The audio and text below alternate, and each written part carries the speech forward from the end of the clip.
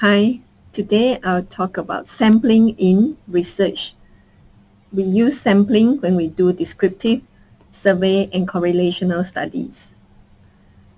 It is important to know the difference between population and sample, and also the million-dollar question, how many people should I study? I will tell you 3 main sampling methods, along with the advantages and procedures. Let's start with population versus sample.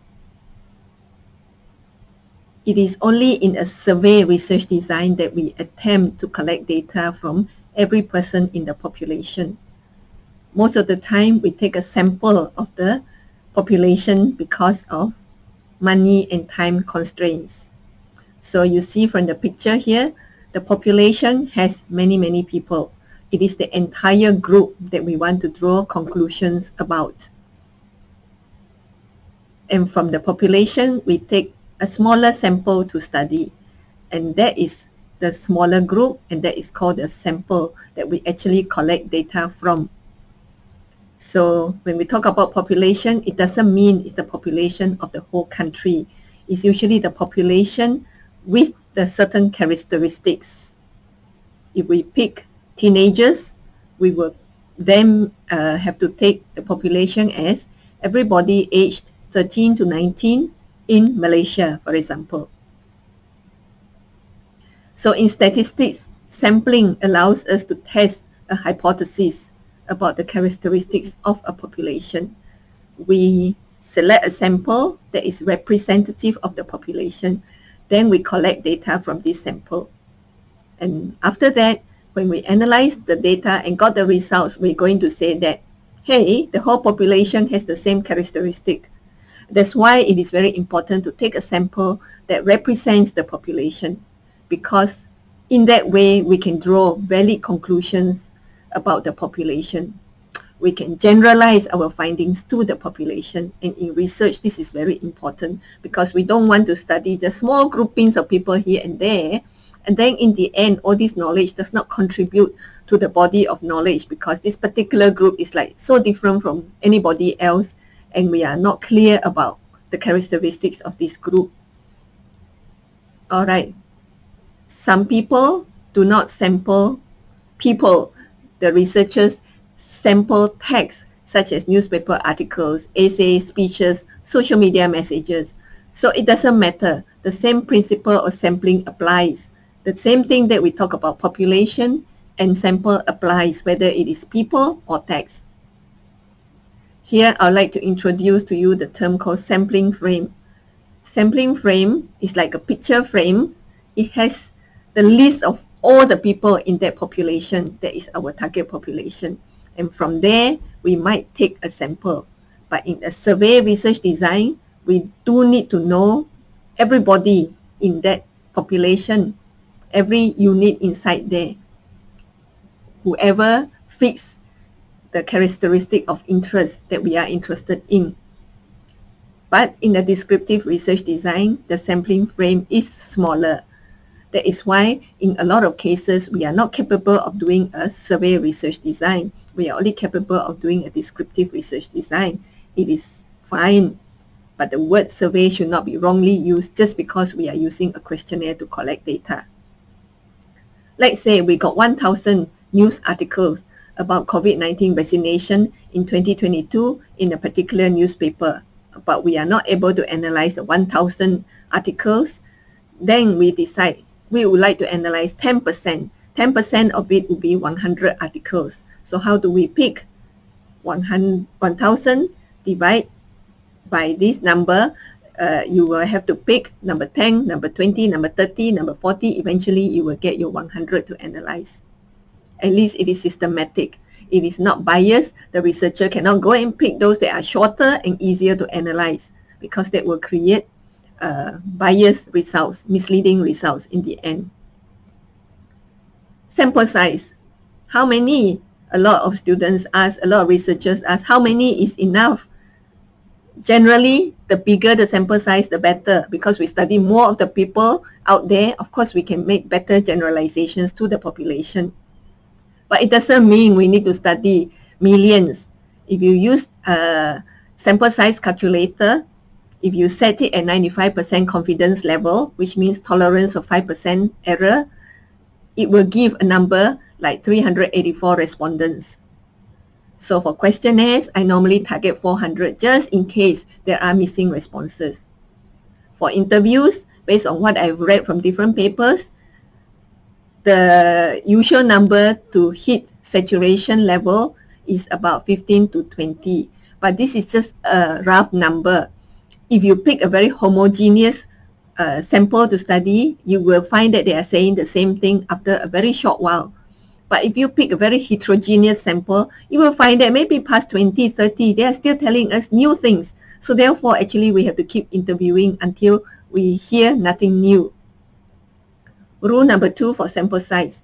Ensure that the sample is representative of the population. This is very important. We do want our results to be relevant to other people and other contexts. So imagine if you say that you are studying Malaysian university students and you only choose those who are your friends, or I as a lecturer choose those I teach, then how can I say my results are applicable to the whole population of Malaysian students?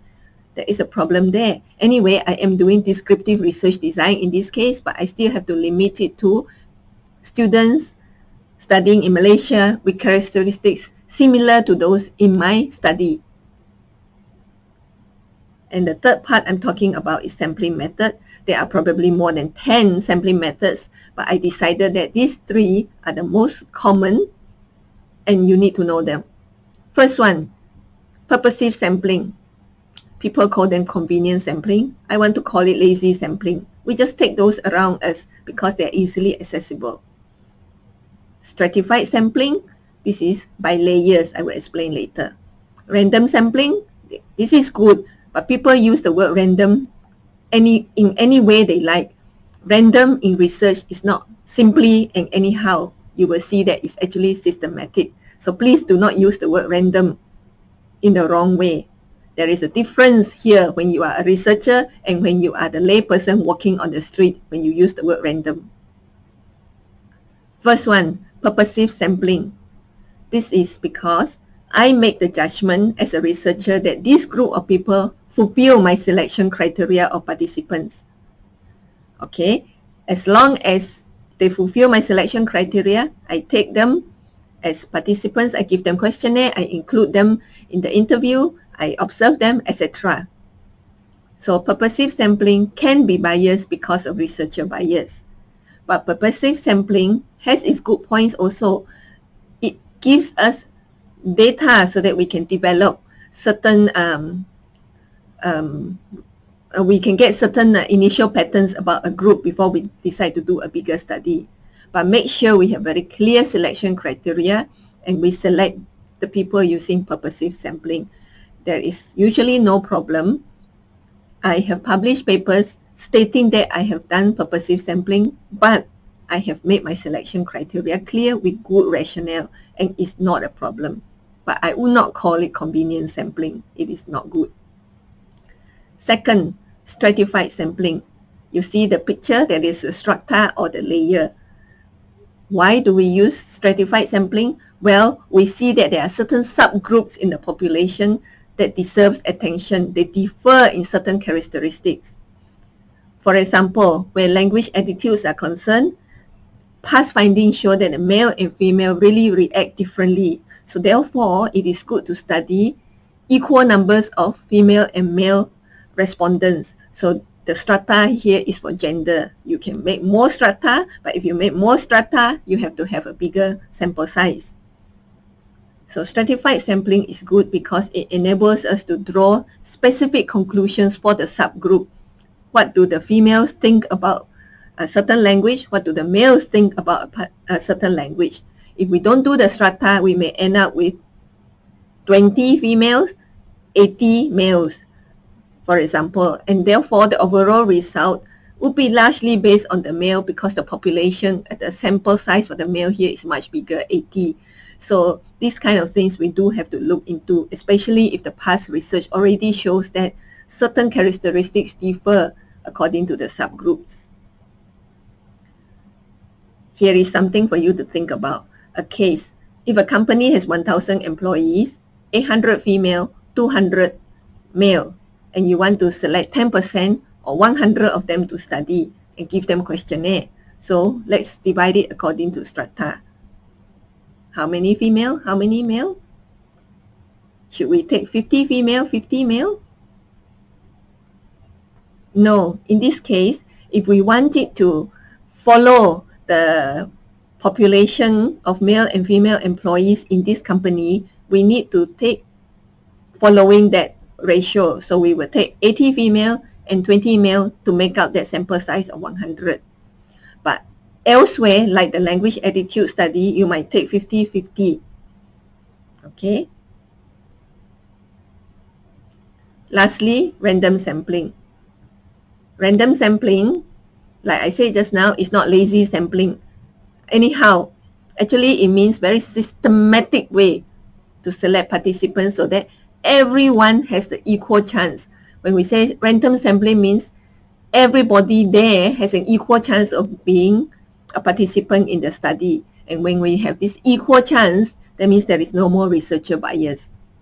And if you do manage to use random sampling to assign participants to experimental and control group, it is really good because there is no researcher bias. You know any difference at the end is because of the treatment or the independent variable you have manipulated. So random sampling, one way is you assign a number to everyone in that population in the sampling frame, and then you pick systematically the nth number to be participant in your study, number 4, number 8, number 12, 16, 20, 24, and so on, until you get the number that is the targeted number. The other way to do random sampling is simple random sampling. You still have to assign a number to everybody, and that for number 1, you flip a coin. You have decided ahead of time that heads will be picked, a tail will not be picked. In this way, there is still randomization. There are probably other ways to do this random sampling, but this is very good. It ensures no bias selection. Finally, where do you describe all this business about sampling?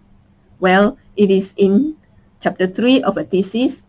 In section 3.2 about participants or text, we have to describe it here.